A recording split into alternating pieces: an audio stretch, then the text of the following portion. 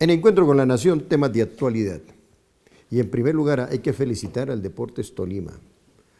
Oigan, los que hemos visto llorar a Gabriel Camargo, cuando el Tolima pierde una final, pues uno dice ese sentimiento que tiene el mayor accionista del Deportes Tolima hacia una tierra. Y muchos dicen, oiga, la gente sí habla carreta, muchos dicen que el hombre negocia los títulos. Y uno lo ve sufrir, por supuesto, a Leonor Serrano de Camargo. Tienen unas escuelas en el departamento del Tolima que hoy son modelo.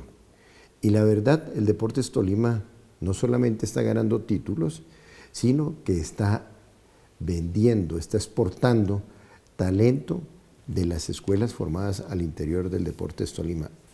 Un primer punto. Felicitaciones. Y al alcalde de Ibagué, al jefe de debate de Petro, al médico Jaramillo, que deje de decir que va a expropiar al Deportes Tolima. Eso no se puede hacer, legalmente no se puede hacer, pues a no ser que tengamos un estilo de Maduro en Ibagué. El departamento son 47 municipios, Ibagué es uno de los 47 municipios del departamento del Tolima, de modo que hay que mermarle al asunto y hay que ser gratos con personas que han llevado bienestar al departamento del Tolima, como es el caso de Gabriel Camargo y Leonor Serrano de Camargo. Eso por un lado. Por otro lado, hoy nos encontramos al estilo de Maduro en Venezuela. Bogotá, objeto de expropiación no, objeto de cuentas que están embargadas, precisamente por una política de Petro. Yo siempre he dicho que estos gobiernos los he denominado los Pepes, Petro y Peñalosa. 200.000 personas embargadas hoy, por unos supuestas infracciones de tránsito. Dice la ley, y en eso para el alcalde y para... Yo no sabía que una Secretaría de Movilidad pudiera embargar las cuentas de 200.000 ciudadanos, y creo que son más, muchísimas más. Eso se me hace una cuestión como al estilo Maduro, al gobierno que tanto criticamos. Pero bueno, hoy tengo como invitado especial a un hombre que ha sido ministro de Estado, ministro de Agricultura, viceministro de Desarrollo, pero sí que la debe tener muy clara, porque fue secretario de Hacienda de Bogotá. Oiga, doctor Rubén Darío Lizarralde, bienvenido. Eso se me hace odioso, que un ciudadano de la noche a la mañana amanezca con sus cuentas embargadas, entre otras por violatorio, porque dice claramente una sentencia del Consejo de Estado y de la Corte Constitucional y de los tribunales. Si a mí me colocan un parte por mal estacionamiento y no me notifican a las 72 horas, pierde validez ese parte, pero parece que aquí tenemos una cuestión al estilo de nuestro vecino. ¿Cuál es su punto de vista, doctor Rubén Darío Lizarralde? No, ciertamente las obligaciones hay que pagarlas. Cuando se cometen infracciones, hay que pagar por esas infracciones. Pero hay procedimientos, hay formas. Definitivamente la notificación es una de ellas. Y hay notificaciones que se hacen personalmente y hay notificaciones que se hacen por cartas, inclusive hoy en día por emails.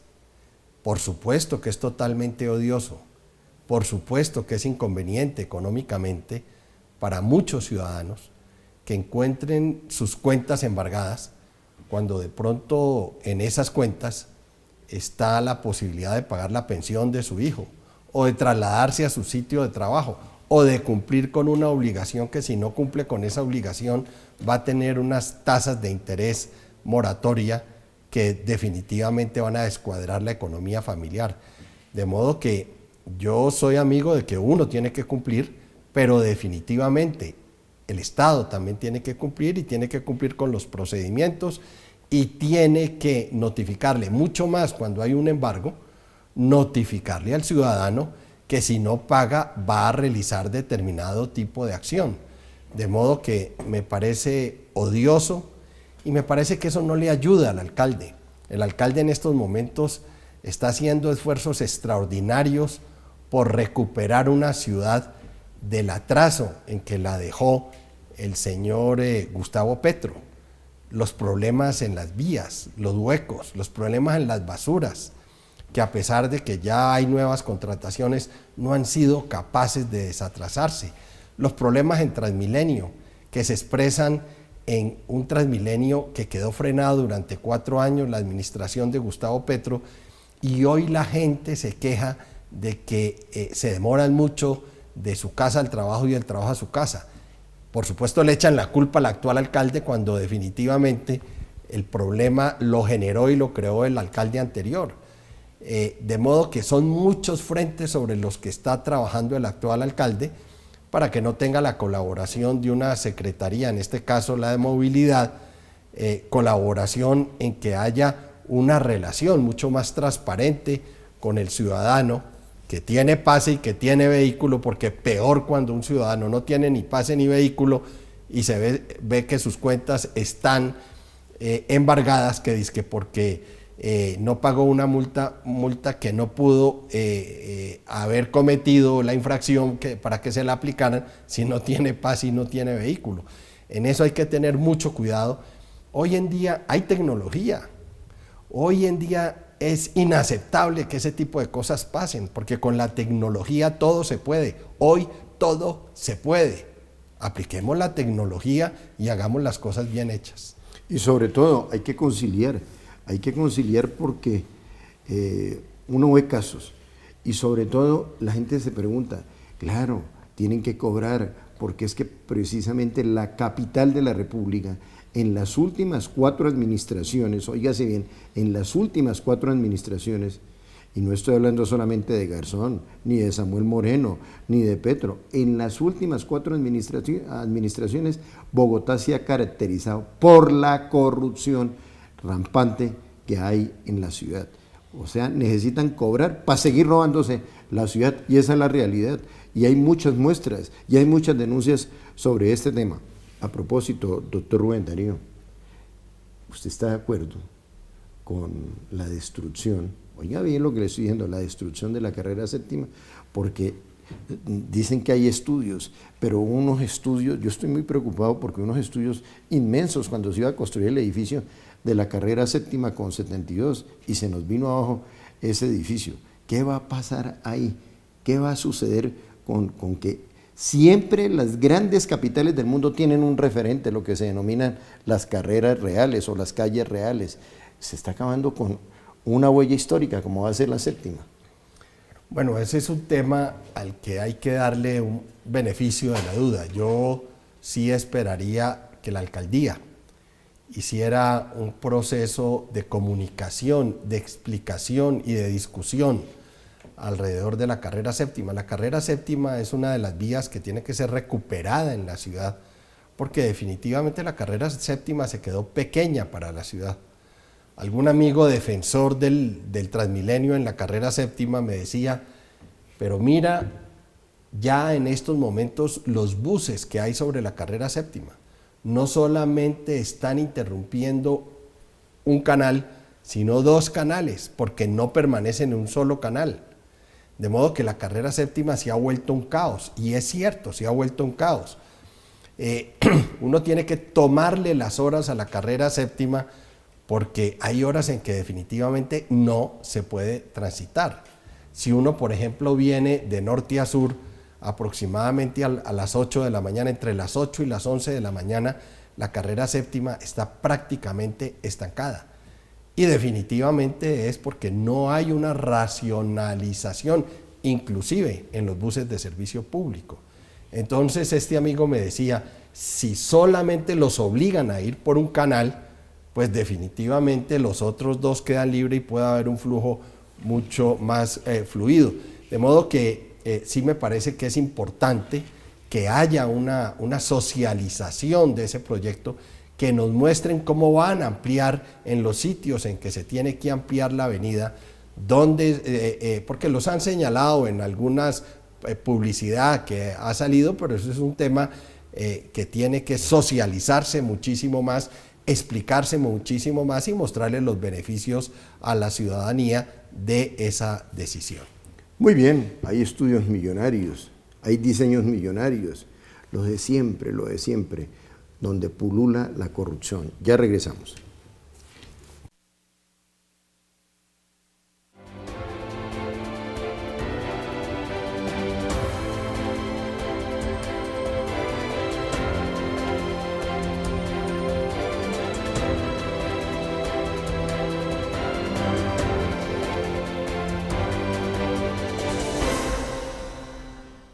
Doctor Rubén Darío Lizarralde, usted está muy vinculado a diferentes gremios económicos y por supuesto es un estudioso de la economía y también del derecho, como, bueno, es de los que en una época la Javeriana estructuraba, salían con su título de abogado economista o economista abogado, más abogados que economistas. Pero mire, en materia de petróleo, el candidato Duque ha planteado una reingeniería tributaria, aumentar la inversión en exploración y es para extraer petróleo, y el otro candidato, para ser equilibrado, Petro, pues ha pedido cambiar el modelo y eliminar la dependencia de sus recursos, de los recursos no renovables, y ha dicho una cuestión que, bueno, la utopía funciona muchas veces, sobre todo cuando se hace con carácter demagógico, cambiar el petróleo por el aguacate. ¿Cuál es su punto de vista?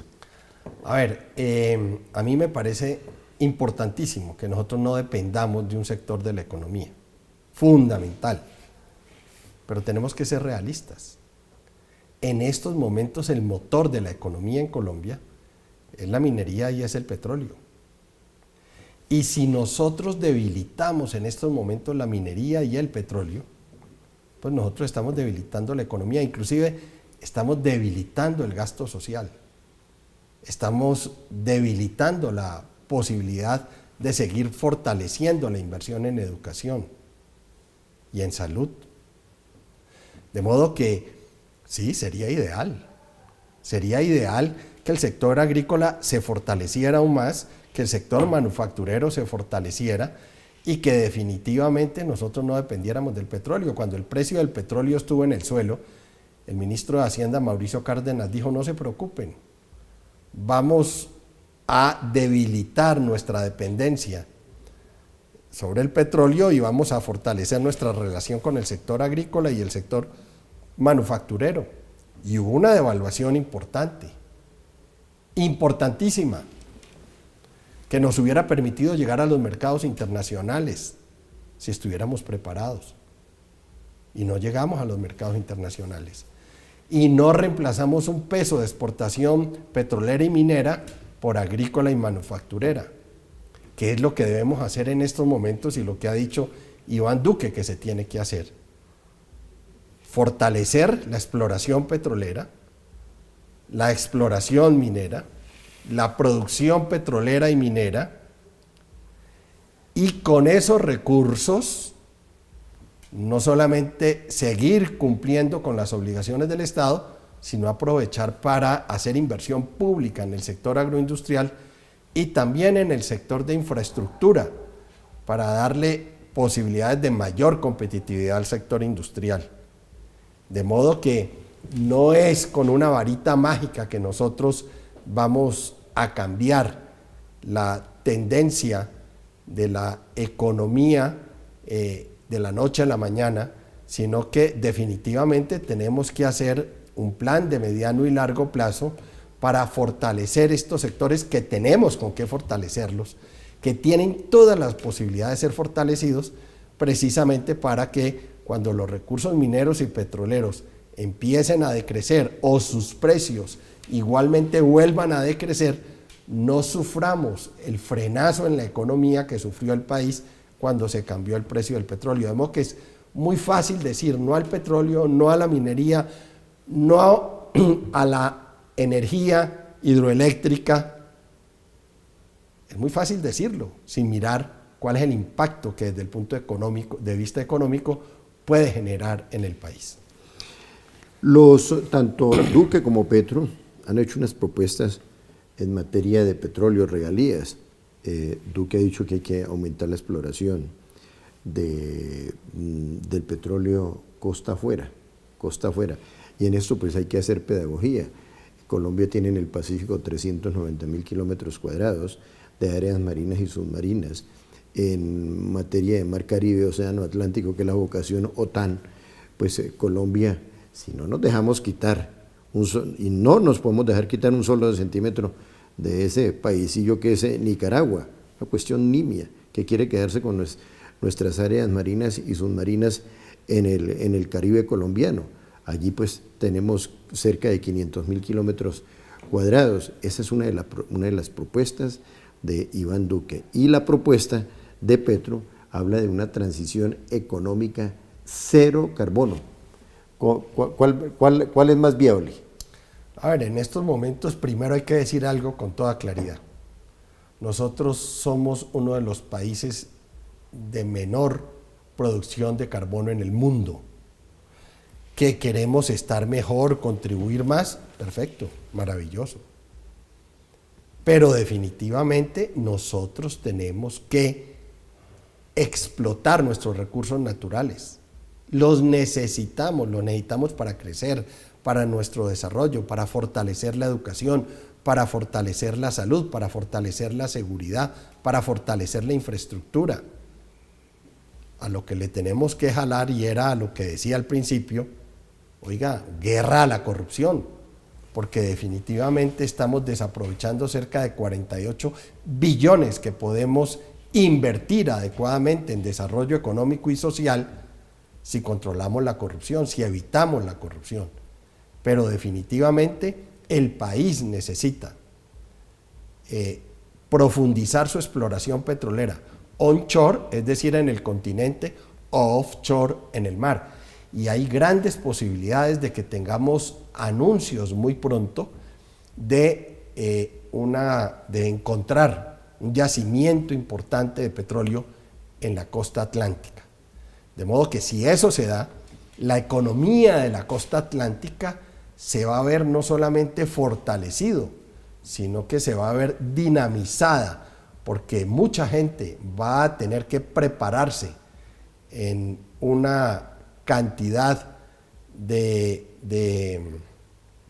desarrollos que le permitan, de competencias que les permitan poder aprovechar el trabajo que la exploración y producción offshore puede generar. De hecho, ya estamos explorando.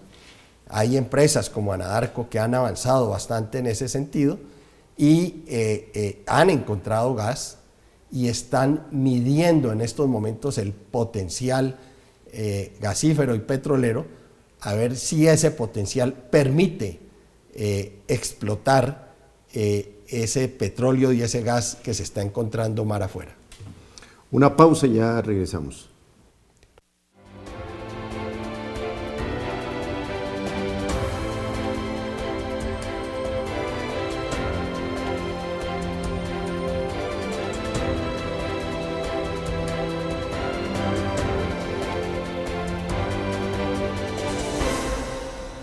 Y en esta recta final, doctor Rubén Darío Lizarralde, preguntas concretas, respuestas concretas, porque el tiempo se nos vino encima.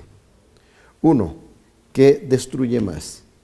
¿La deforestación, lo que estamos haciendo en todo el país? Porque ahora hemos hablado de las 3 vocaciones que tiene Colombia. Colombia es un país de 3 pulmones, es un país amorfo, pero bellísimamente amorfo y rico.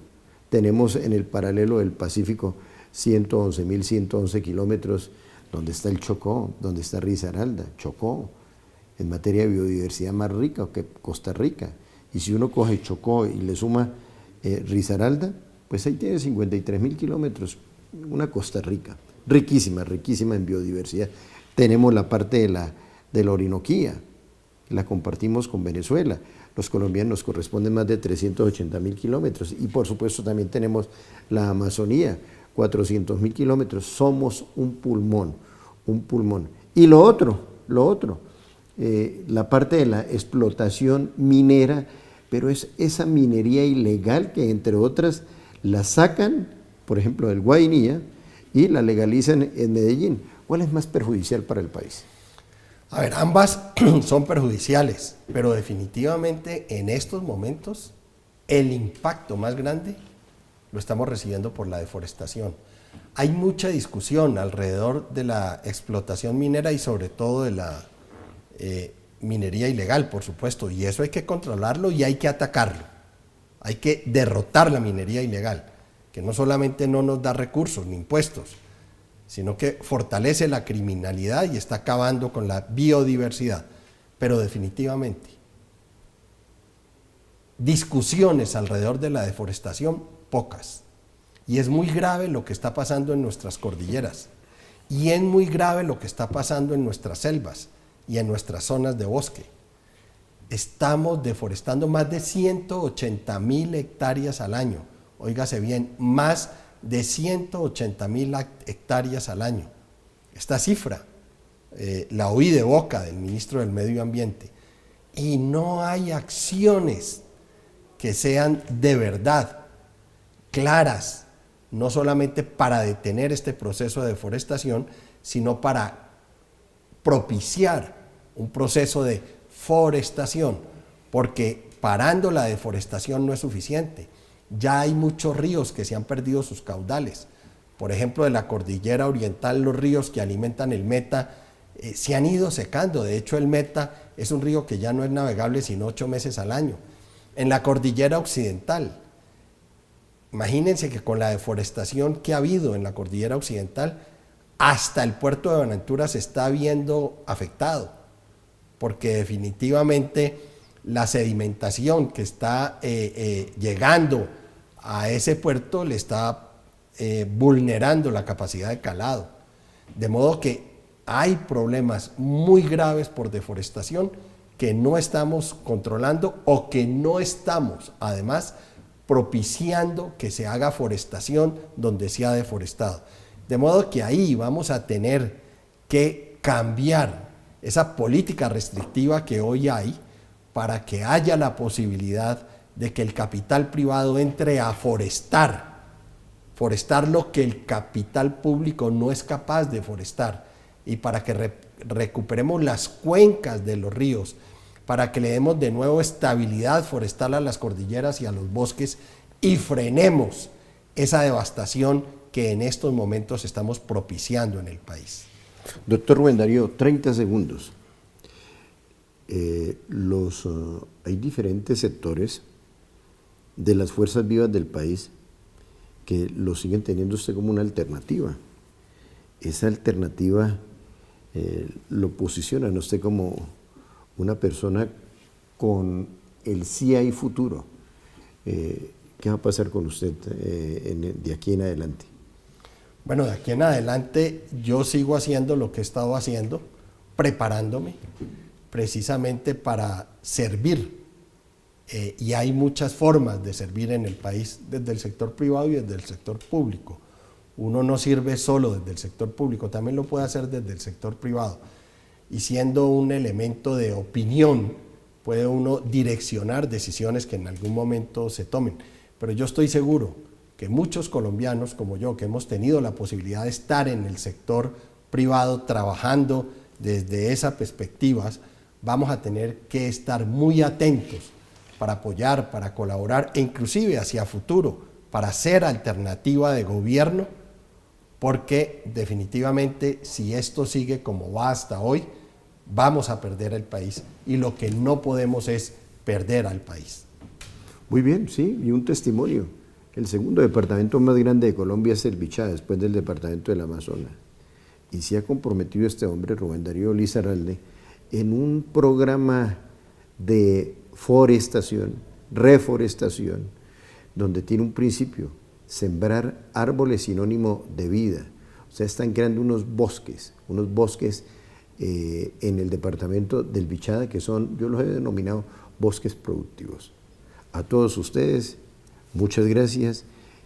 Hay que creer en Colombia, hay que saber visionar lo que nosotros tenemos en manos, y definitivamente Dios nos dio un país muy rico que tiene que ser muy bien administrado y que necesitamos gente que conozca la cosa pública, como nuestro invitado del día de hoy, Rubén Darío Lizarralde Montoya. Que Dios les bendiga.